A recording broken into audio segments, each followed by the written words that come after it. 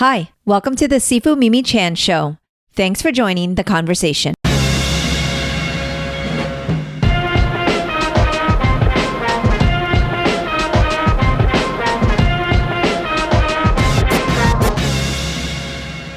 Hi everyone! If you can't get enough of the Mimi and Greg Show, this episode will certainly hold you over.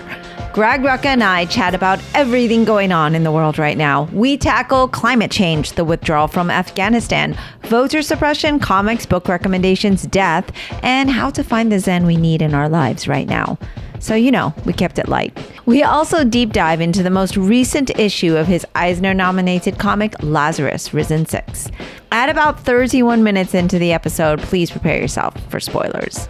If you haven't picked up an issue yet, please do. Greg Rucka and Michael Lark's Lazarus is rich, captivating, and just really badass. Over the years, I've enjoyed podcasting with many guests, but none have frequented more than Greg Rucka, who I am grateful to call a friend. As many of you know, I am an activist in the community, and reading Lazarus is actually what kickstarted my passion for social justice. I'm forever grateful to Greg for inspiring me. For those that don't already know, Greg Rucka is a New York Times bestselling author of hundreds of comics and nearly 24 novels. He's also the writer for his critically acclaimed film, The Old Guard, starring Charlize Theron.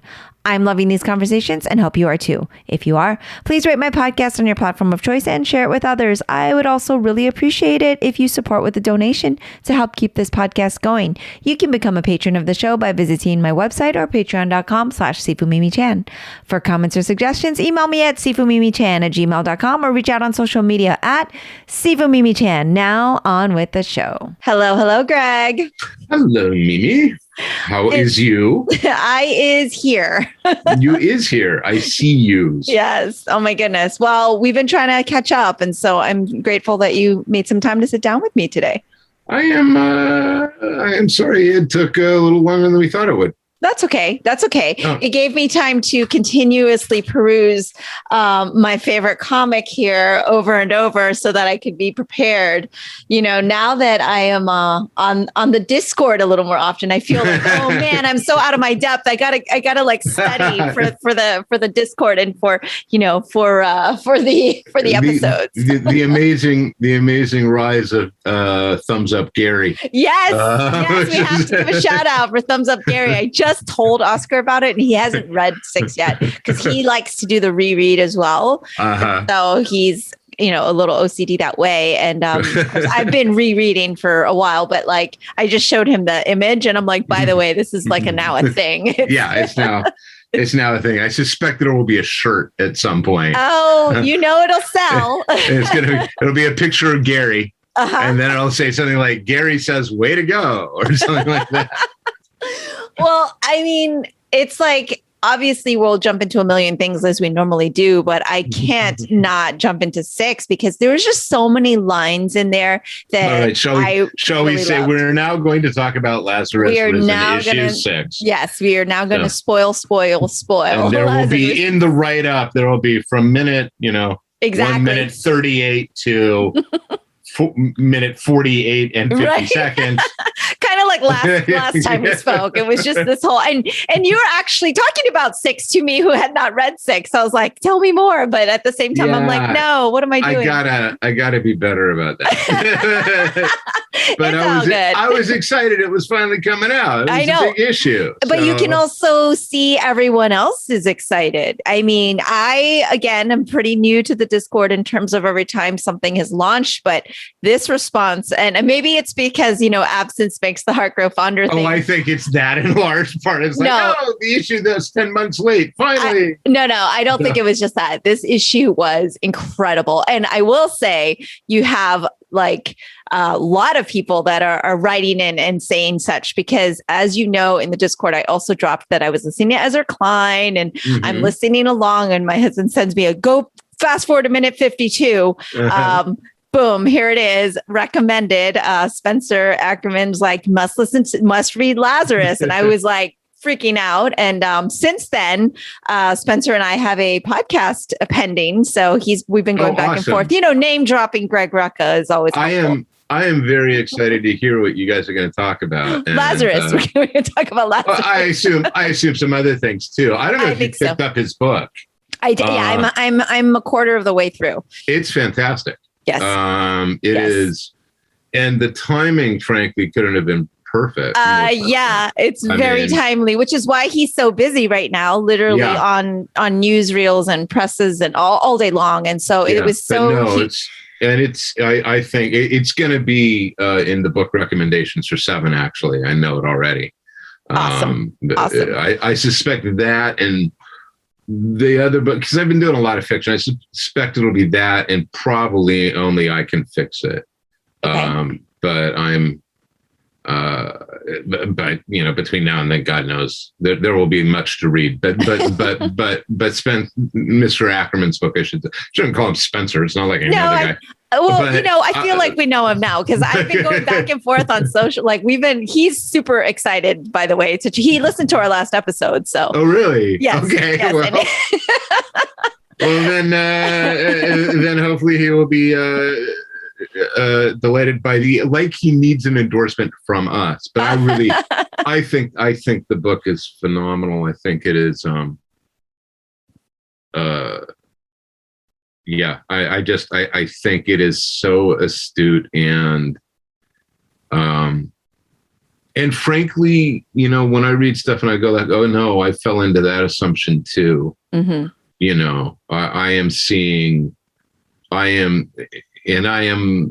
I'm old enough now. It's very strange for me to go, yes, I remember 20 years ago. But I mean, I find myself really thinking back.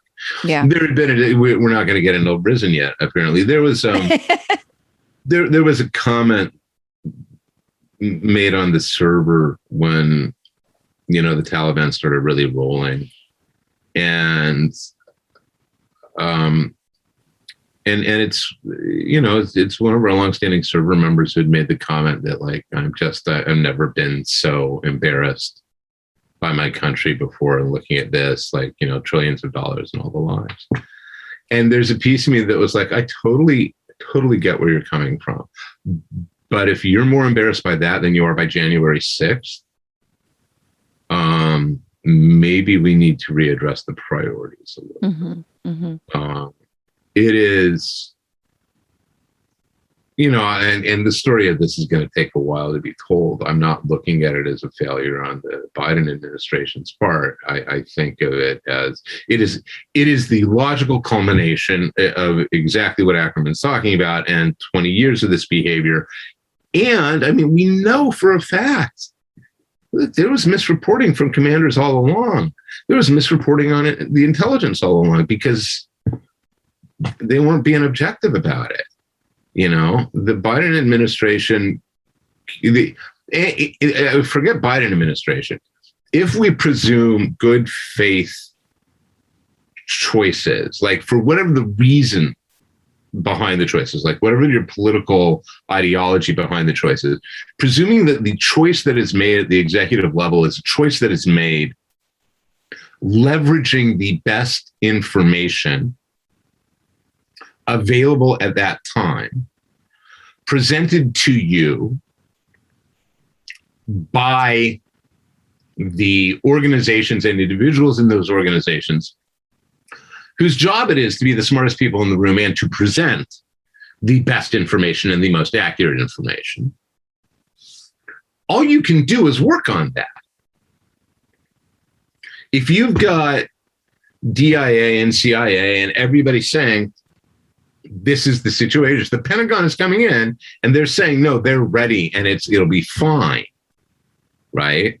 And then it turns out, well, that it's not, because it isn't, because there has been, if not lying about it, misrepresentation about it, working its way up the chain, then, the seed, the seed of the tree was poison. Mm-hmm. It is, it's very sad. And to me, however, it feels grossly inevitable. Yeah. And then on top of all of that, and really this is not to discount at all the sacrifice, of all the men and women in uniform over the last 20 years. And it is those individuals more than anybody else on that side of it that I feel for. Never mind how I feel on the Afghan side, right?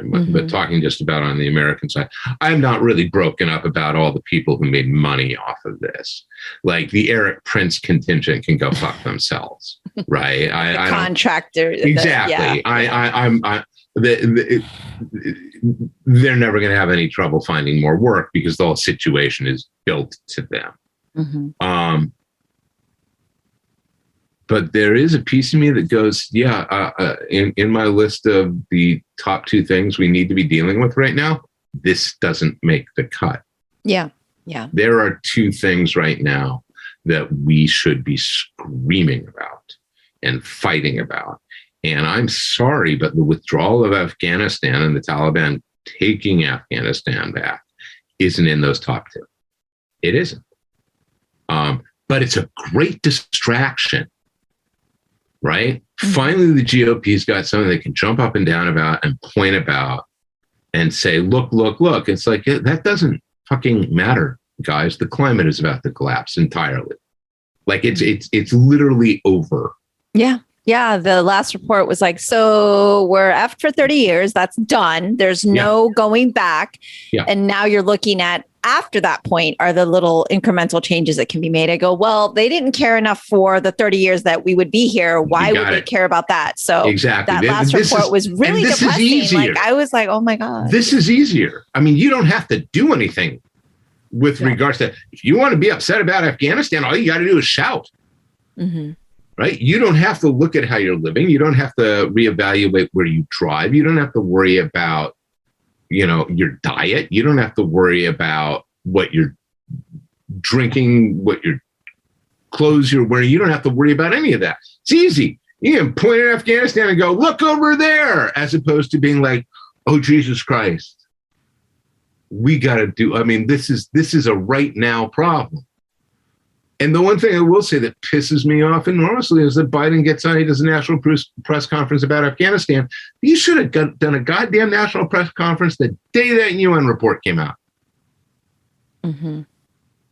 There should have been an immediate, this is no longer optional. This is now an extinction event, guys. Yeah. Nothing else matters. Nothing else matters if we're all going to be gone, right? I mean, it's literally like. So Ackerman also recommended a book on there as well that wasn't Lazarus. It was like Americans. I'm going to get it wrong, but Oscar read it. He's like, don't read this because you're going to be depressed. Because basically it was like 2072 and Florida's underwater, and and I was like, well, that's going to be before that, I think. I was like, we're done for. I mean, I hate always being the negative. But we're not. That's right. The thing. We can stop this. Yeah. We absolutely can stop this. Like, we have the science. We have the brain power. If we are alone in the universe, if we truly are unique in the universe, right, we're the first time that life has been able to achieve self-awareness, right, then our capacity to solve this problem is as limitless as our capacity as human beings. We can do it. We absolutely can do it. It's going to hurt. But you know what? This country is, and again, the ideology in this nation has been so destroyed and eroded. There were people during the Second World War who did not want to ration. Yes, there was a thriving black market in the U.S. Never mind talking about what it was like in Europe, all right? But it was a thing where it was done. It was necessary. People worked swing shifts building the ships and the planes, and they went without sugar, and they had ration cards. cards, and they only drove on X days, and they had to ration gasoline. This is not an impossible task. It is an alien task now to an American mentality, or to a large portion of an American mentality that has been spoon-fed for 50 years now, their entitlement. Yeah, well, why would they don't want to be uncomfortable? I mean, no, exactly. Why shouldn't have to suffer? Yeah, I shouldn't have to sacrifice anything. Right. But that spirit existed, and can be reawakened. Mm-hmm. And I mean, what's the option? You're going to be defeatist about it or not? And you're going to be defeatist about it. Well, then, then get off the train now. But otherwise, this is a thing. We start working on it. We can fix it. We really can fix it. But every day we don't, it gets harder.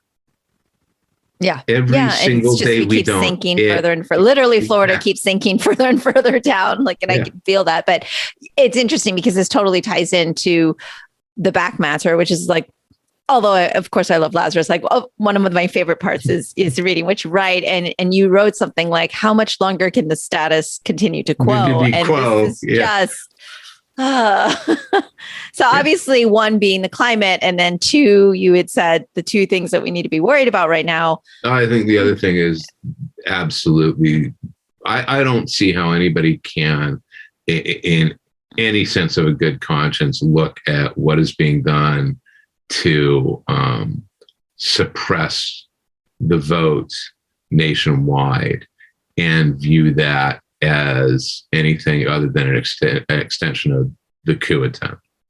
So, the second thing absolutely is, and it all ties together, there has to be a line drawn about the assault on this country. And either we commit to civil war now and just say, fine, you guys can have this area, off you go. And here's an 8-month amnesty, and everybody is free to move, and we'll, reallocate and so on.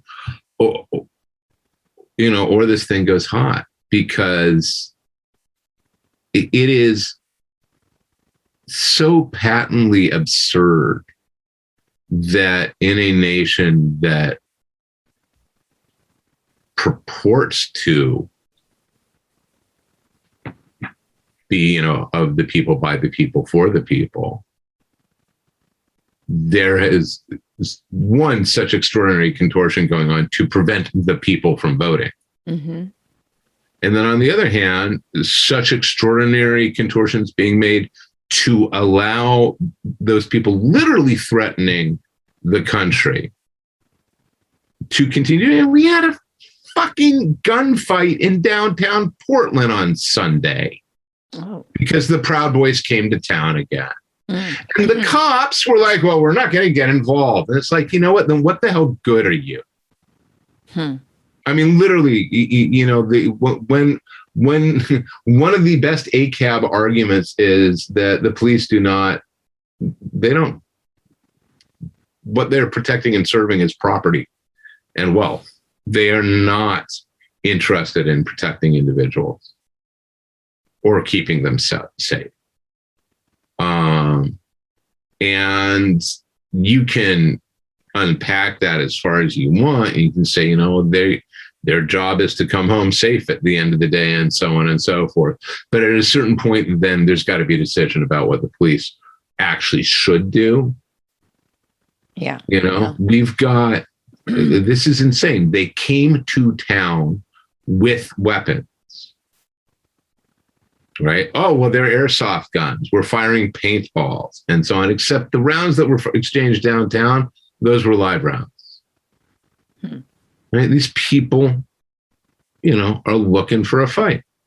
And cops sure as hell aren't protecting the anti-fascists. They're not protecting the people who are like, this is wrong and you guys are wrong. If you are sitting there and going, you know what, the Proud Boys have a point, you are definitionally not American. Yeah, I mean, you're definitionally not. You are saying that I do not agree with the principles on which this country is founded. Yeah, and I don't ever see why that doesn't get categorized as terrorism. It is terrorism. It absolutely is. And but then it never gets right. So there was a terrorist act this weekend in Portland. Mm-hmm. And and while I do actually believe that federal law enforcement and federal intelligence are actually addressing the issue of white nationalist terrorism, that's exactly what this was. This is the exact same thing as ISIS rolling through downtown Damascus, waving flags. This was a you're with us or you're against us. And if you're against us, we want you dead. We will kill you. It's like, that's not discourse, guys. That's a declaration of war. So it either needs to be answered or we're going to be swept away in it. And like I say, these two things to me are intrinsically linked. You are not going to be able to get a spirit that says we can solve this problem if you've got a portion of the population now booing Trump when he says you should get vaccinated. Right? I mean, they're fucking crazy. Yes. When you posted that article basically saying, hey, water rationing in Orlando because of COVID? Yeah, I know. Mississippians are there's a run on deworming medication for cows because it'll quote unquote cure COVID. It's literally the very, very, very bitter humor of this is, it's a problem that solves itself. But it's not. That's the problem. It's not solving itself because but the problem is they're taking others with collateral. them. Yeah, there's too much collateral damage it's not fair. Yeah, it is a problem that solves itself.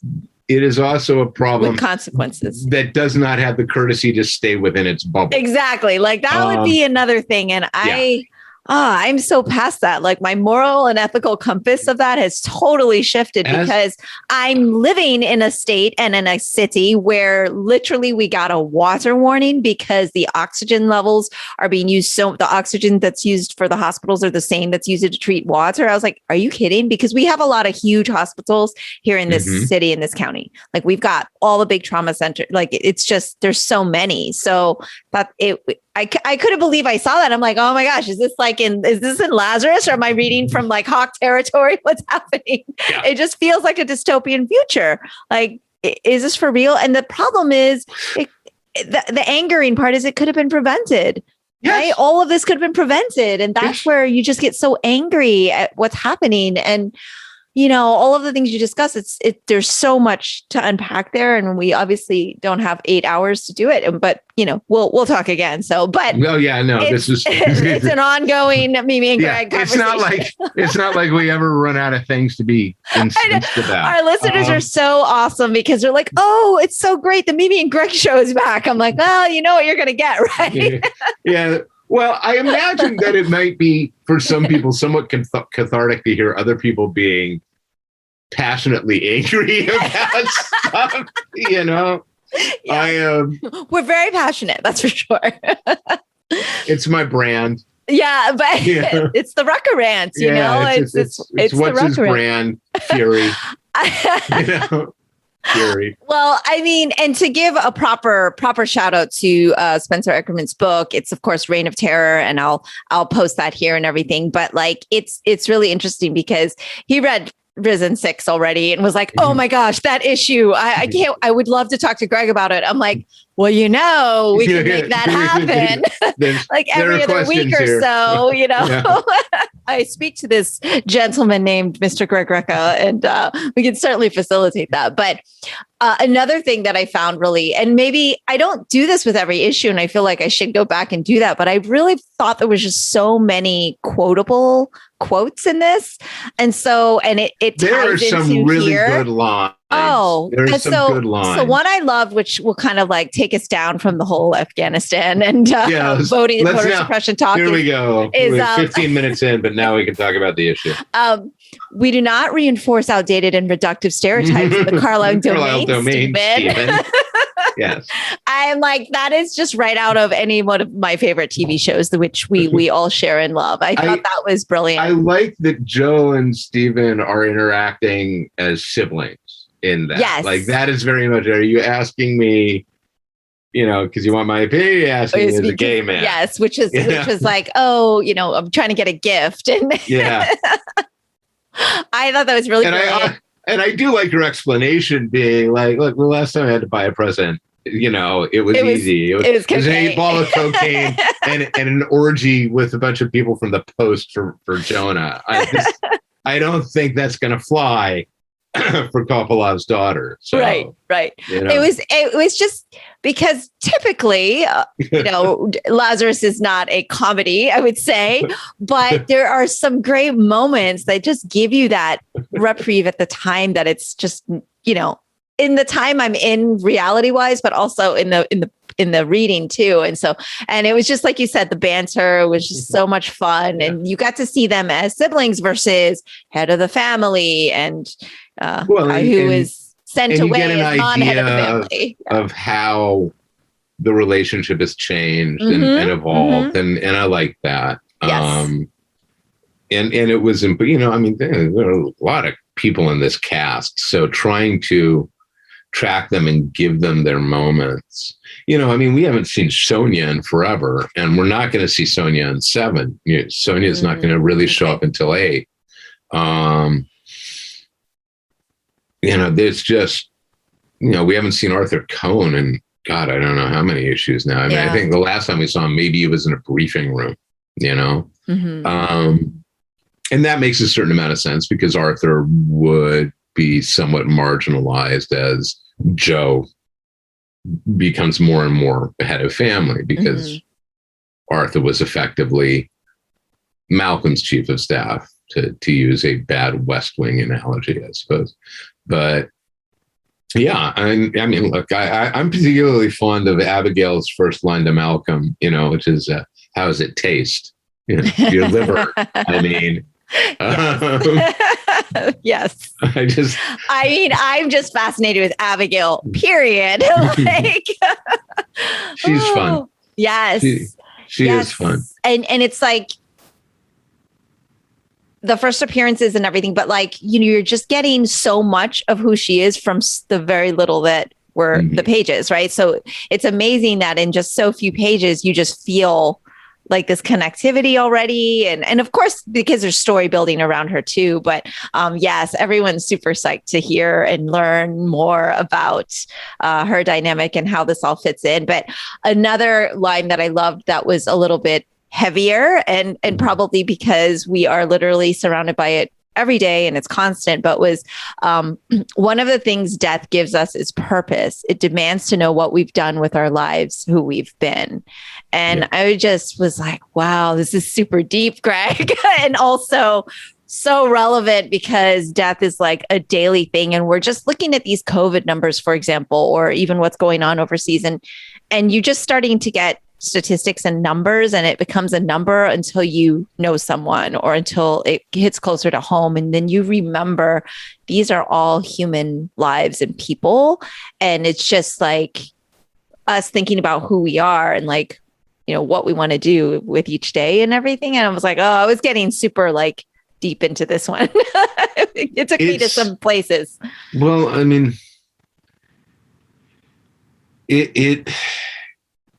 it is a stance that arises in particular for me in these narratives that have been examining longevity and immortality. What does it mean if death is no longer a presence in your life? What does it mean if you're not looking at an eventual end of the road? What does it mean if your road will go on forever, or has the potential of going on forever? And I think that there is a romantic conceit, and I have one very good friend who would argue passionately they would love to be immortal. That, and they wouldn't have a problem with it. They wouldn't have a problem with aging past everybody and everybody Right. dying around them, because they would be able to deal with it, that trade-off. And I'm not sure I could. And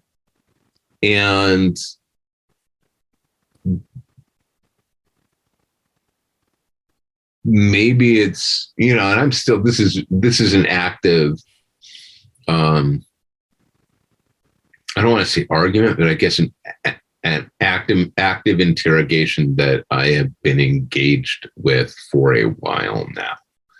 And I do think that for those who have had longevity, for some of them, like Malcolm's use of longevity was entirely purpose-built. And it will become clear in 7 as to precisely the nature of that purpose.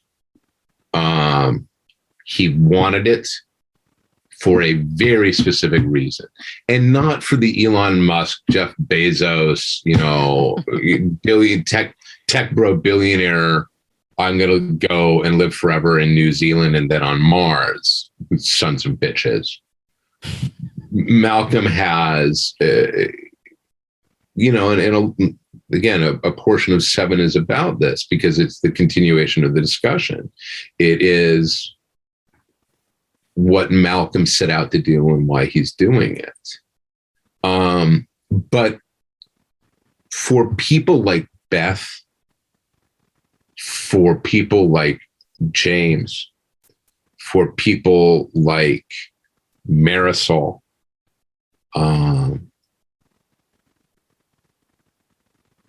and for Jonah, and not for Johanna, because Johanna, like Malcolm, had a goal in mind throughout, right? There was a thing that she was chasing.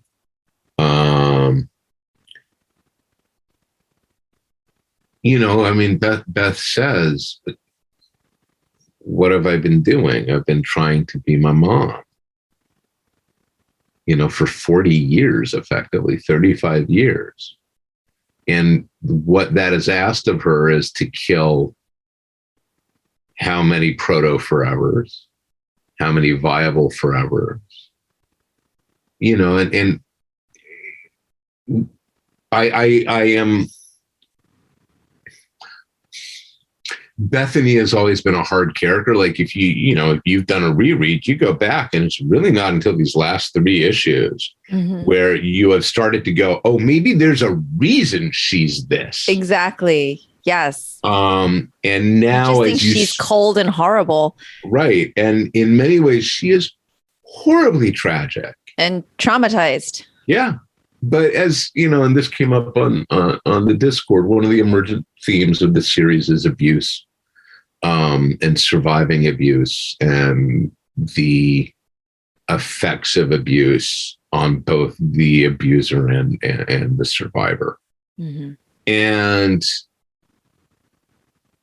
Bethany's story is a tragic story, and for her, one of the things I think you get in that scene is that she's not afraid of death. Right. She can accept it. Mm-hmm. One has to ask how James feels about this particular revelation. Right. But you can argue that a lot of Jonah's pathology before he no longer is Jonah Carlyle is based on, and I'm not, this is certainly not to say, oh, poor Jonah, but it is to say, this is the result of entitlement and privilege and an existential meaninglessness. Mm-hmm. There is no purpose to your life. And everything you want, everything you need, everything you desire is provided for you. You don't have to work for a damn thing, kid. You don't have to do anything. You literally do nothing but exist day to day.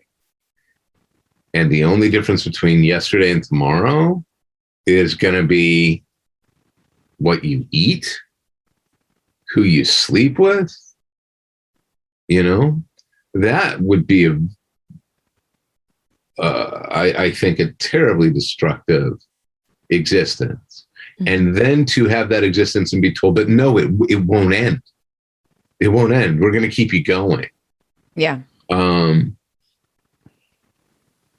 It is something that, like I say, and you see it in the old guard as well. We need a purpose.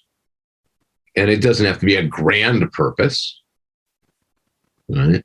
But on some level, we all go through our days with the awareness that, and they talked about this in The Good Place as well, right? We go through our days with an awareness that there's an end of the days,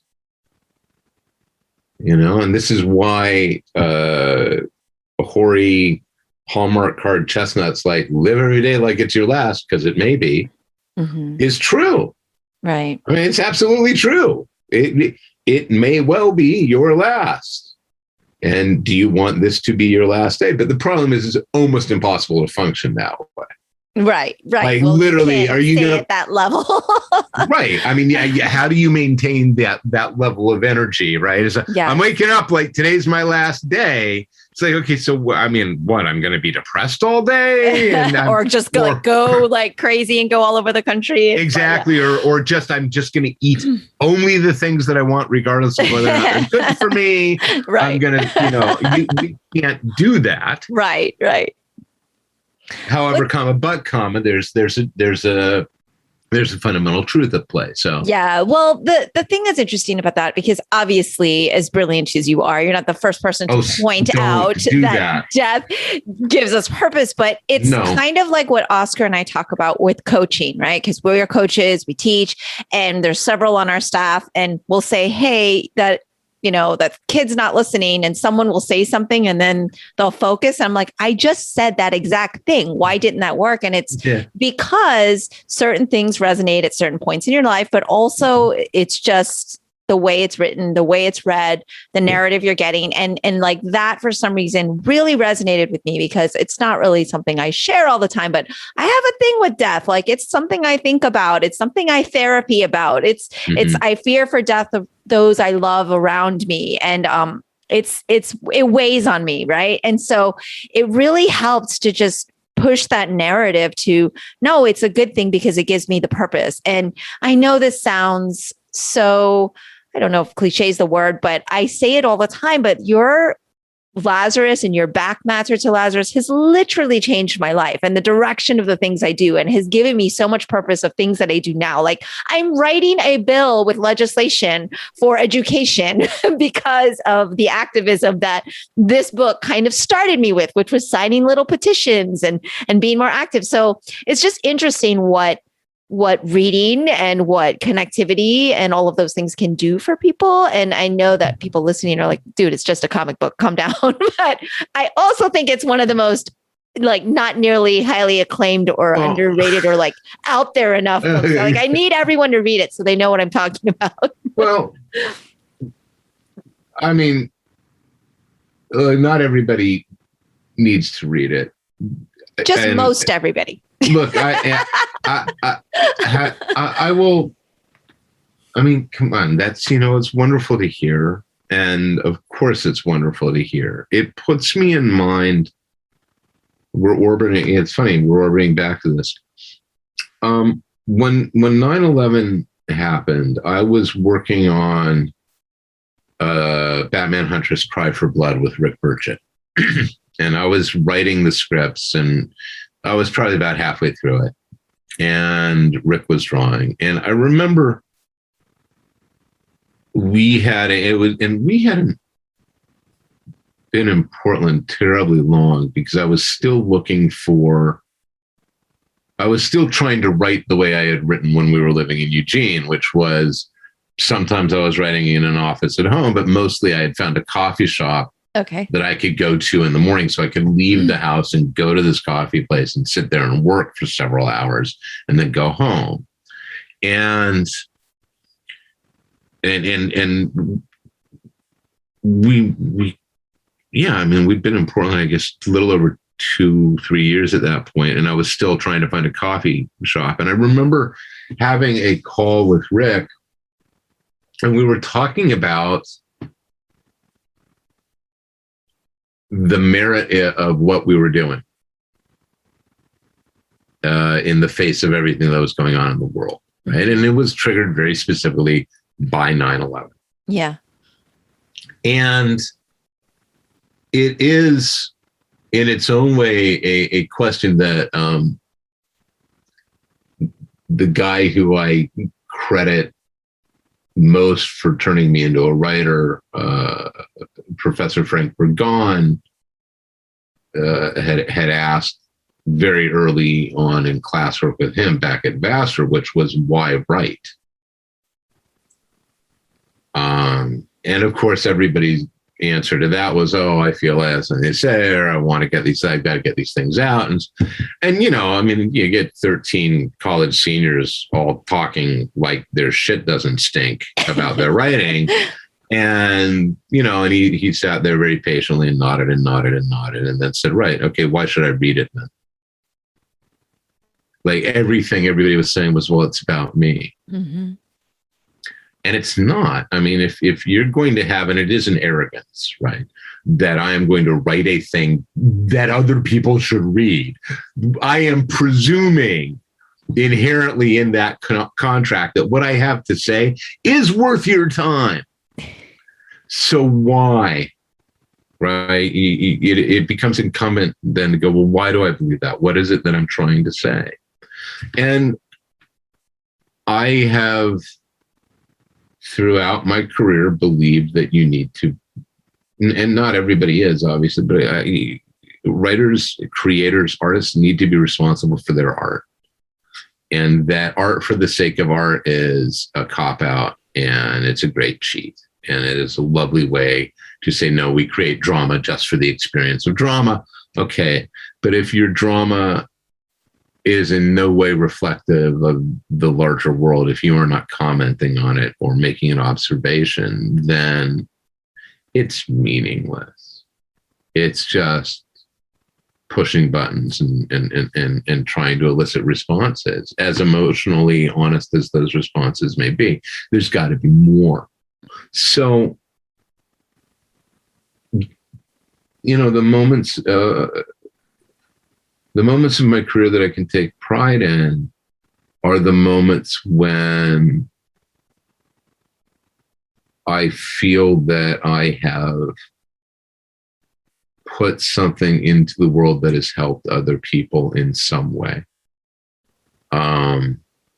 And I've talked about this before too. I think we've talked about it on the podcast, but you know, it's back when there were shows. It's a very rare show where I'm not sitting behind a table and somebody doesn't come up to me and put Batwoman in front of me or put Gotham Central in front of me and say, you know, this helped me. I needed this. I never saw myself on the page before. And that was, you know, I mean, that if there is no merit to the Old Guard movie whatsoever, other than knowing that there are some young Black girls who's got to see themselves on screen being badass and heroic in a way that they hadn't. You know, if you know, I've gotten, you know, I got some correspondence from people, a guy in Libya who was just effusive for Joe, saying, I can't live like that. It's not safe for me. Yeah. To be able to see that meant the world to me.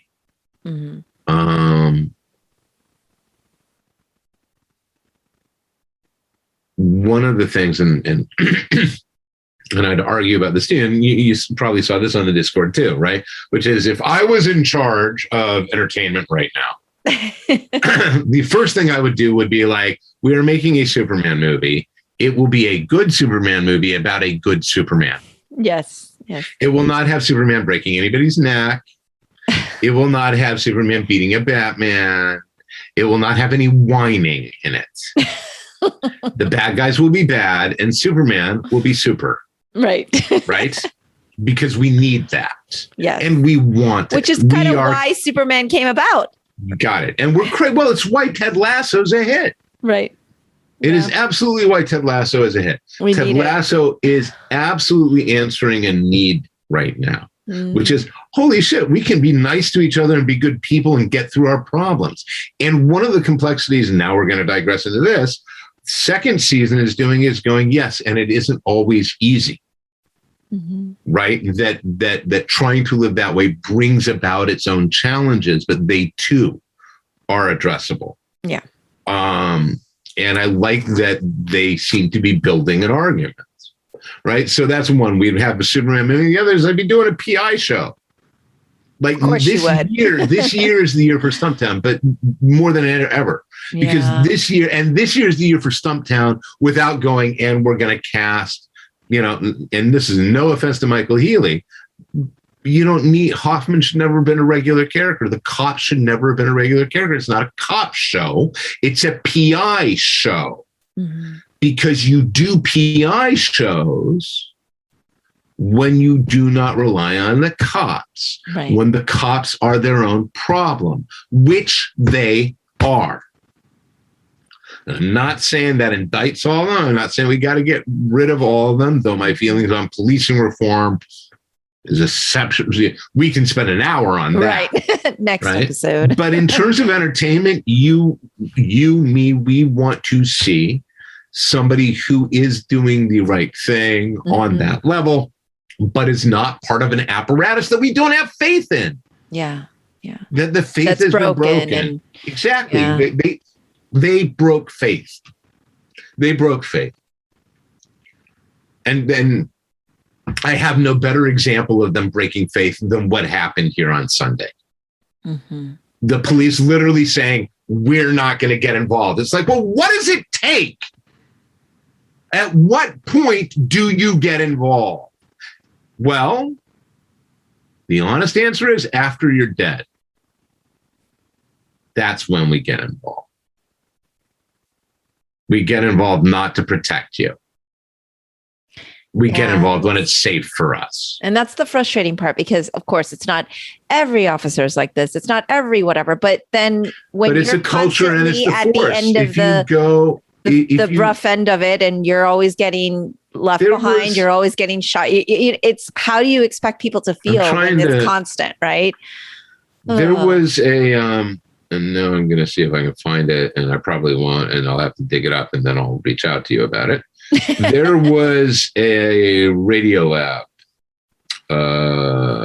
last year, and I believe it was last year. It was during the pandemic, and it was about effectively what policing is and how it works, and how the protect and serve part of it actually isn't there. It's a slogan, but there's no legal obligation to do it, and that cops join wanting to protect and serve.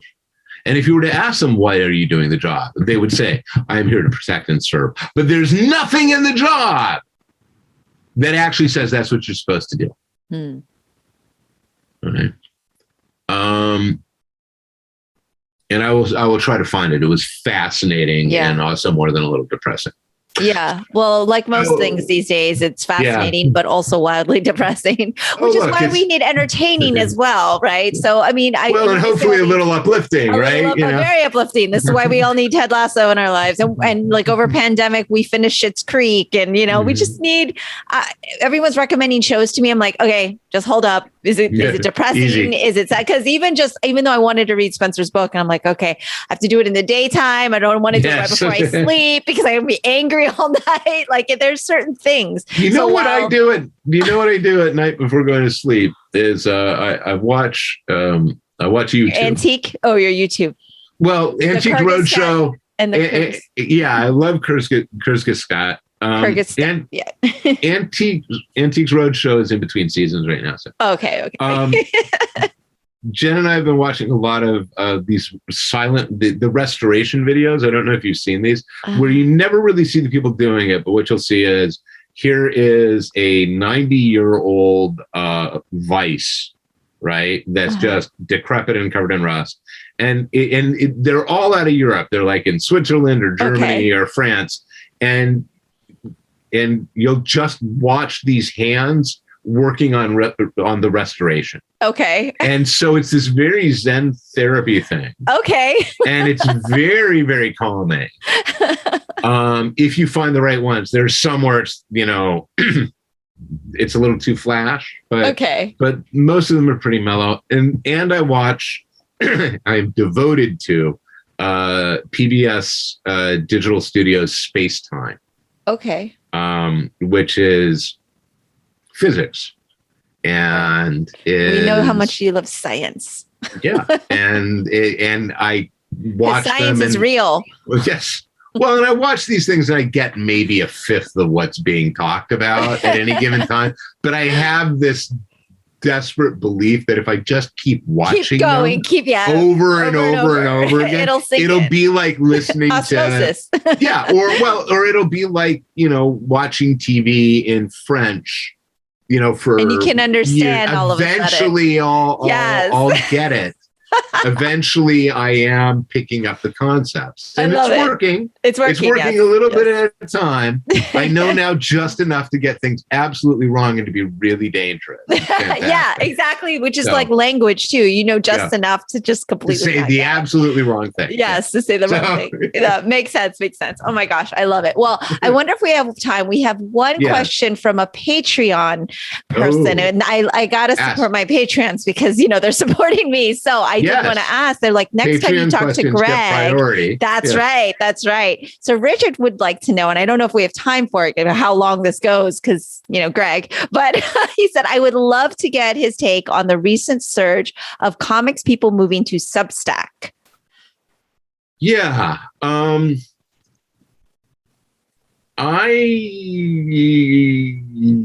think that Substack has a lot of money to throw around, and there are a lot of people who are happy to take it. I know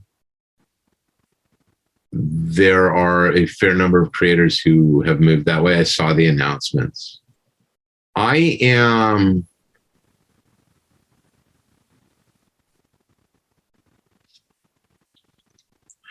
not going to throw stones at creators trying to make a living doing what they're doing. Mm-hmm.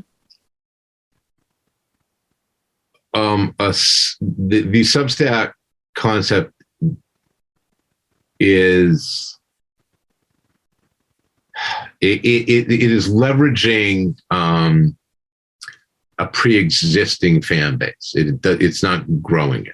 Yeah, and now I had to kind of look it up because I had heard about it, but I didn't remember. So they're kind of like paid newsletters, right? Yeah, new talent is not going to be invited to do a Substack.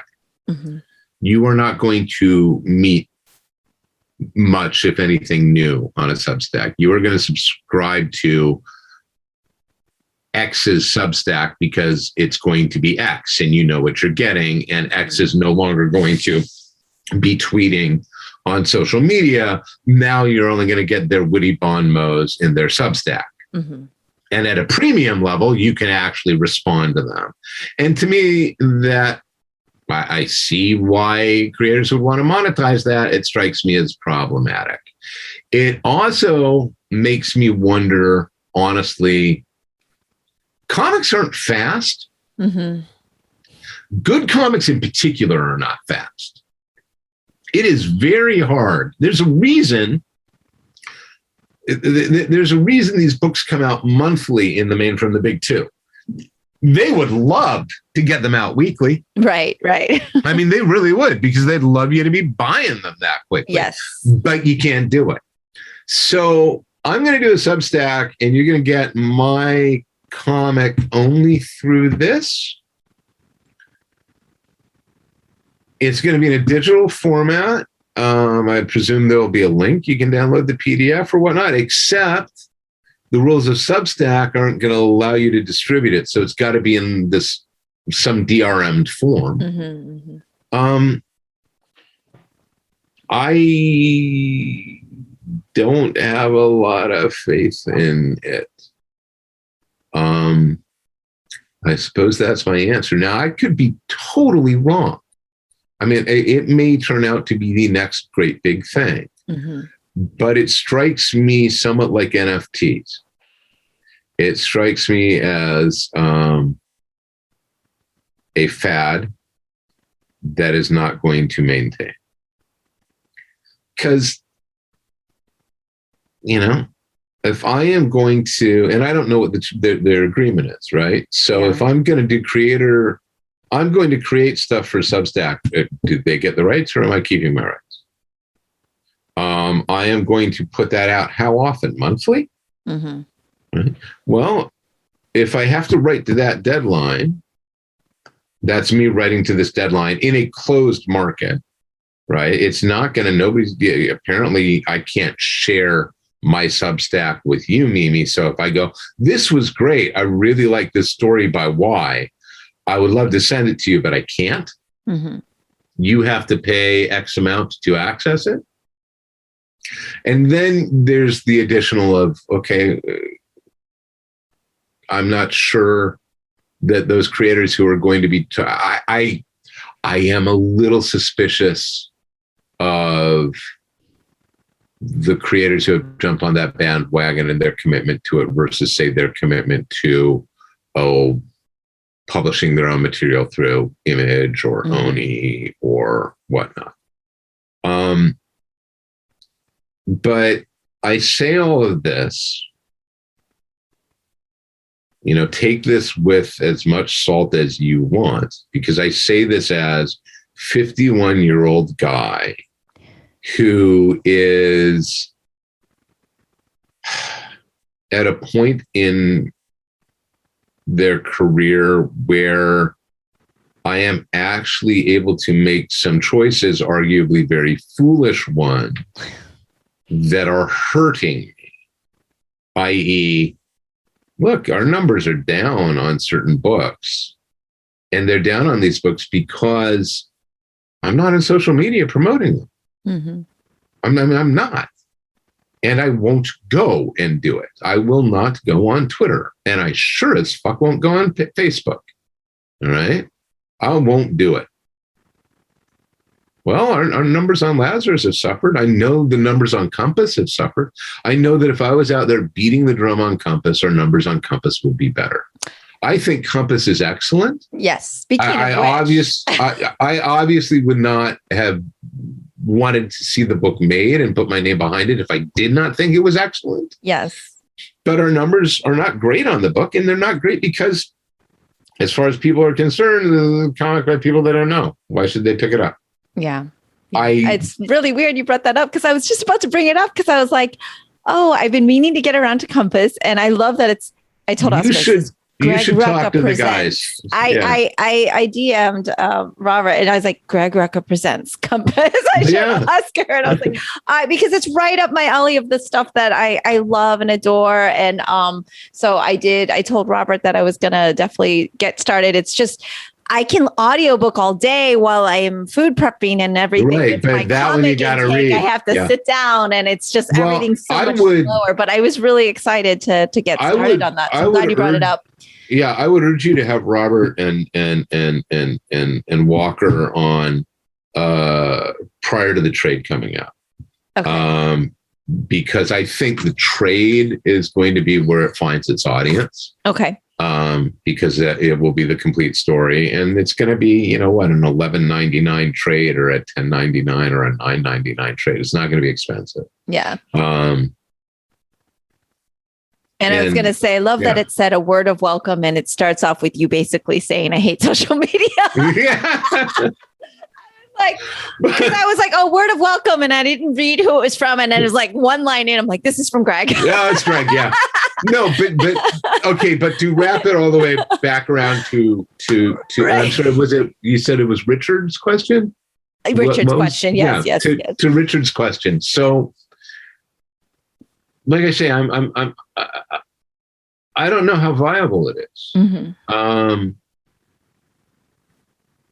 And I am not certain how successful it will be. I have wondered if I should do a newsletter myself. If I did a newsletter, I certainly wouldn't charge for it. I mean, that just seems. I don't think that highly of myself. I don't think people should pay for the privilege of getting an email from me once a month or once a week that says, this is what's going on. This is what I'm doing. Mm-hmm. And if I were to charge for it, I would want to make it worth that, mm-hmm. which means I would need to put the time and effort into it, mm-hmm. which means I would not be putting that time and effort into the other things that I am trying to do. Exactly. So look, I'm not going to throw stones at anybody jumping on that bandwagon.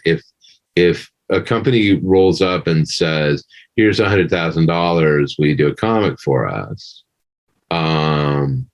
That might very well be a great incentive to do it. Mm-hmm. I'm just not in love with it. I think,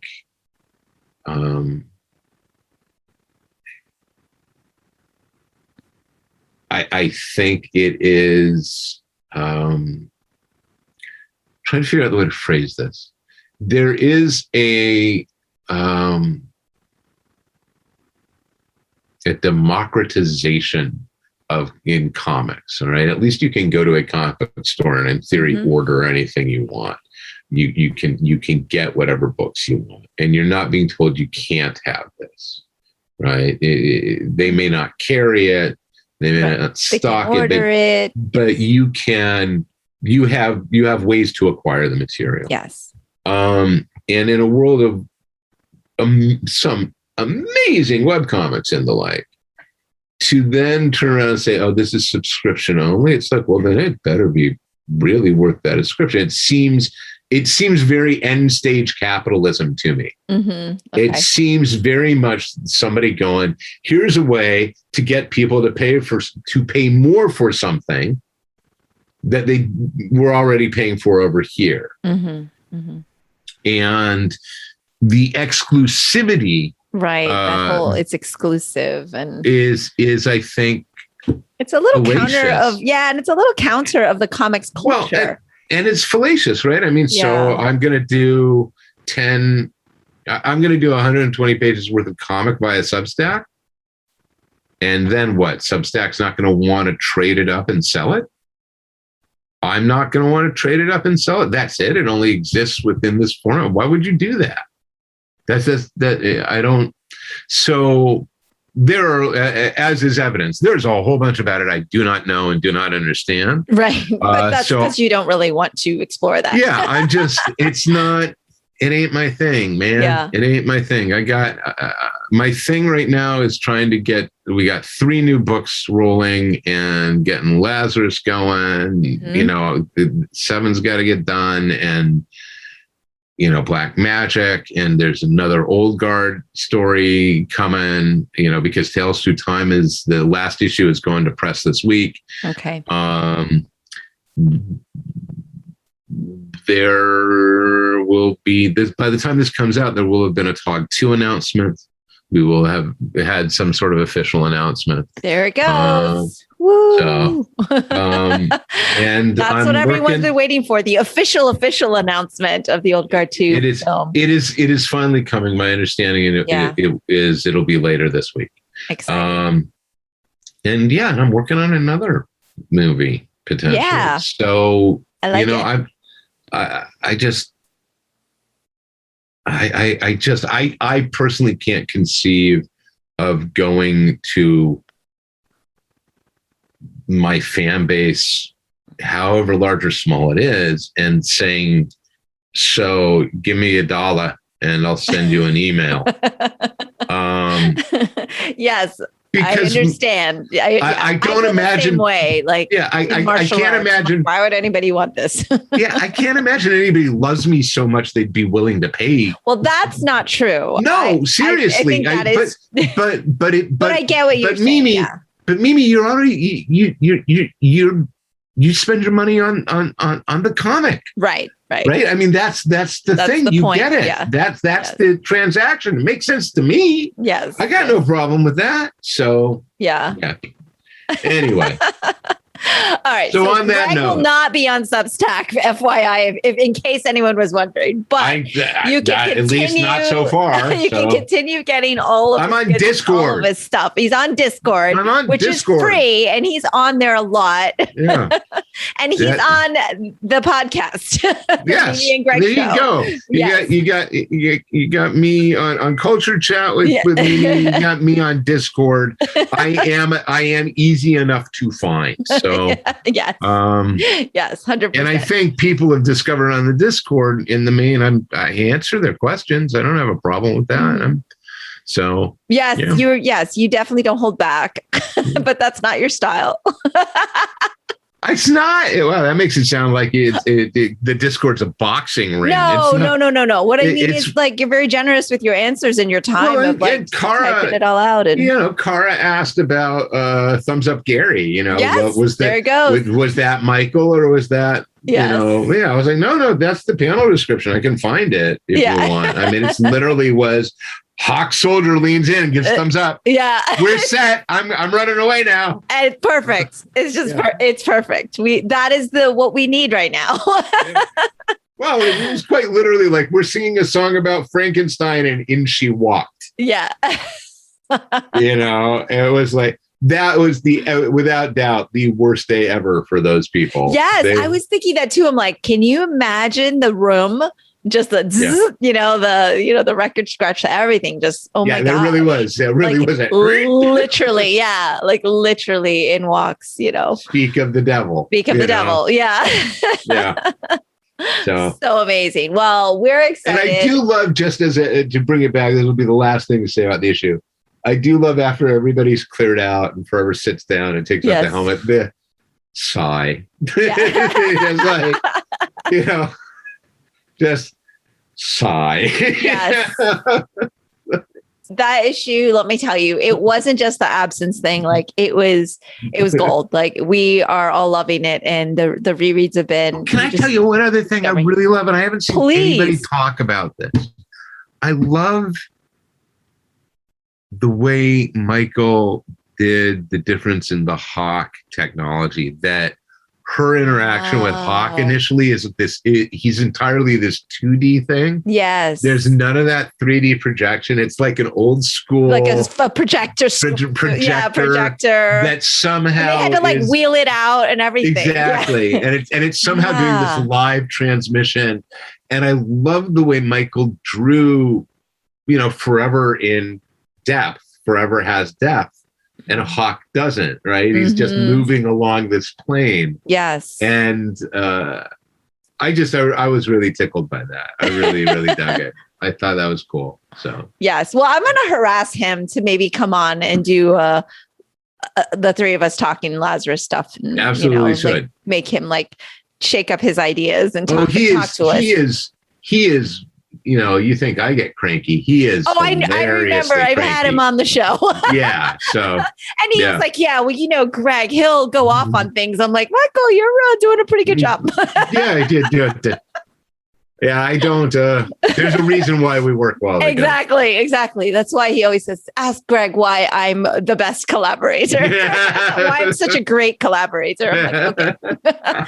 So yes, we have so many different people to talk to, but the good news is we never run out of things, as you say. No. And I always appreciate your time. I know we built this amazing friendship and rapport, but I still do know you're very busy. So thank you so much. I appreciate it. I'm glad we got to do this. Yes. All right. And we'll do it again. Give it another 2 weeks or so. Another couple of weeks. Yep. Until next time. All right. Cheers. Everyone.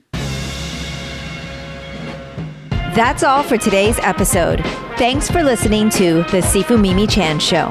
Please subscribe and rate my podcast on your platform of choice and leave a review. You can become a patron of the show at patreon.com/SifuMimiChan to help keep this podcast going. Follow me and interact on social media at SifuMimiChan on Instagram, Twitter, or Facebook.